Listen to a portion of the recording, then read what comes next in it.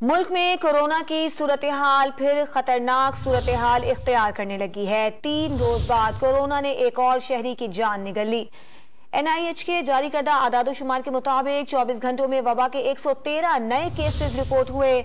मुस्बत केसेस की शरह 1.2% रही। पीर को कोरोना के 9,406 टेस्ट किए गए।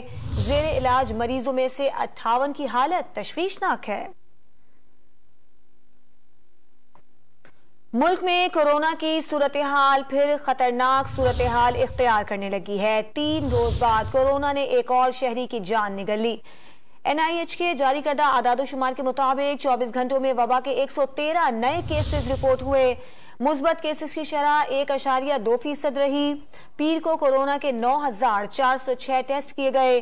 जेर इलाज मरीजों में से 58 की हालत तशवीशनाक है।